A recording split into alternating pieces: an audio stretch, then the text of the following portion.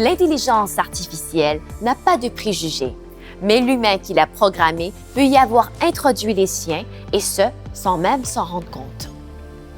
Le domaine des technologies est majoritairement un milieu masculin. Cette situation engendre un impact sur le développement des algorithmes puisque ceux-ci sont principalement inspirés par leurs créateurs. Les biais conscients et inconscients programmés peuvent reproduire certains des stéréotypes présents dans nos sociétés.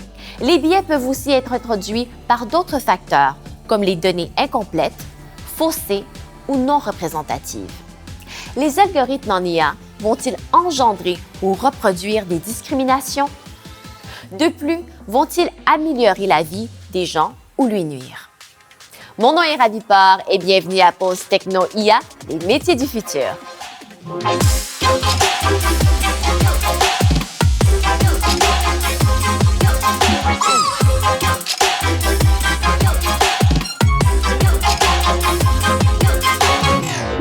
L'éthique appliquée au système d'intelligence artificielle permet d'analyser les enjeux de la programmation et a pour but d'évaluer les différentes options au moment de l'entraînement des algorithmes d'apprentissage.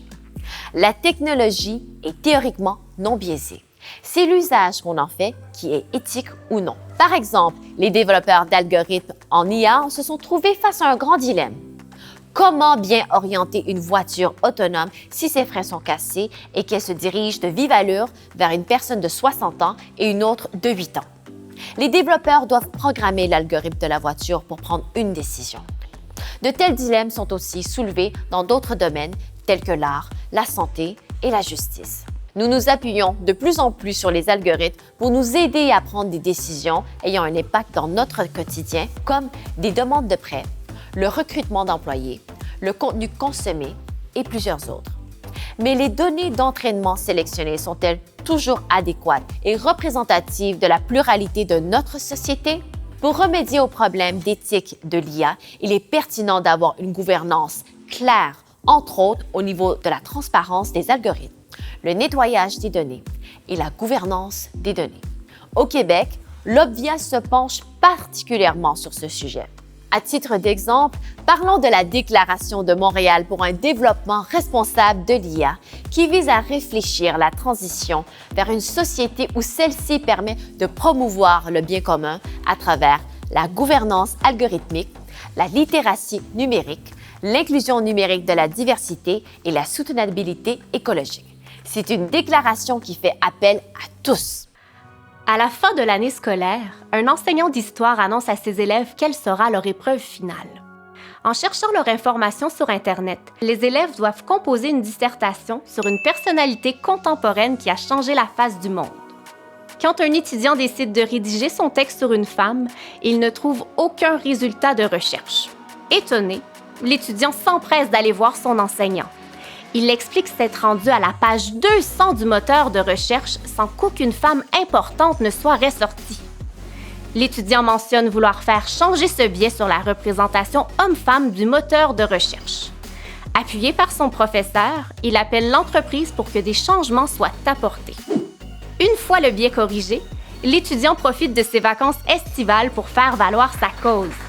Il est invité à donner des conférences sur l'importance de la démonstration d'une représentation équitable par les moteurs de recherche. Dorénavant, les algorithmes sont conçus par des équipes multidisciplinaires qui s'assurent de refléter la diversité de la société. Bonjour, je me présente, Nathalie de Marsulis-Varin, je suis la présidente directrice générale du Cyrano. Je travaille à développer une IA efficace et responsable. Est-ce que tu peux m'expliquer ton rôle au Cyrano, à la Polytechnique et à l'Obvia? Au Cyrano, en fait, l'objectif pour nous, c'est d'essayer de faire des recommandations politiques publiques au gouvernement. Donc, on identifie à la fois, autour de l'intelligence artificielle en particulier, c'est quoi les opportunités qu'il peut y avoir à utiliser, en fait, dans le monde d'aujourd'hui ou de demain, l'intelligence artificielle, mais aussi les enjeux, comme on en parlait de l'éthique, on a parlé évidemment des enjeux qu'il peut y avoir ou des défis qu'il peut y avoir, et est-ce qu'il y aurait besoin, par exemple, que le gouvernement mette en place des politiques spécifiques. Et pour pouvoir faire ces recommandations, ça prend de la recherche, et donc à Polytechnique, avec mes collègues de Polytechnique, on essaye de regarder évidemment à la fois les opportunités, ce que ça peut amener, comme ça on a des données probantes qui nous montrent finalement les opportunités de ce secteur-là, et avec l'Obviable, on va regarder les impacts sociétaux.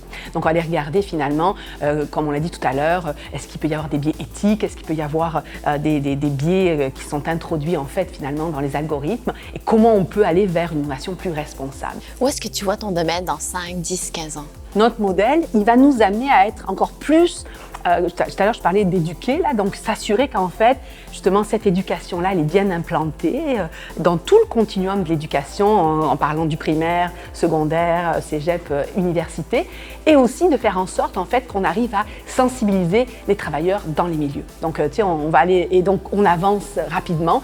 Le défi qu'on a, évidemment, c'est de pouvoir avoir les problèmes, les identifier en même temps qu'ils arrivent, parce que, tu sais, souvent à Cyrano, ce qu'on essaye de faire, c'est d'être en avant de la parade, c'est-à-dire qu'on n'attend pas qu'un problème arrive pour dire « Ah, là, il faudrait peut-être trouver une réglementation ou l'encadrer ». On essaie d'anticiper les problèmes, d'accord? On essaie de voir le signe noir qui va apparaître là. C'est pas évident, ça. Résumons donc comment faire pour développer une intelligence artificielle plus éthique. D'abord, composer une équipe diversifiée avec des scientifiques, des éthiciens et d'autres experts dans le but d'avoir une diversité de pensée et de réduire les biais. Cela permet de nouvelles compétences et de nouveaux métiers comme des éthiciens appliqués à l'IA, des responsables de l'éthique technologique, des scientifiques en IA responsables et plusieurs autres. Il y a encore beaucoup à faire pour développer une IA responsable. Il y a des solutions concrètes déjà en place et d'autres à venir. J'espère que l'IA dans le domaine de l'éthique est maintenant un peu plus claire et qu'elle t'inspire dans ta future carrière.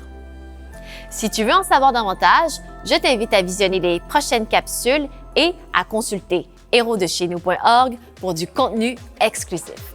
C'était Pause Techno IA, les métiers du futur.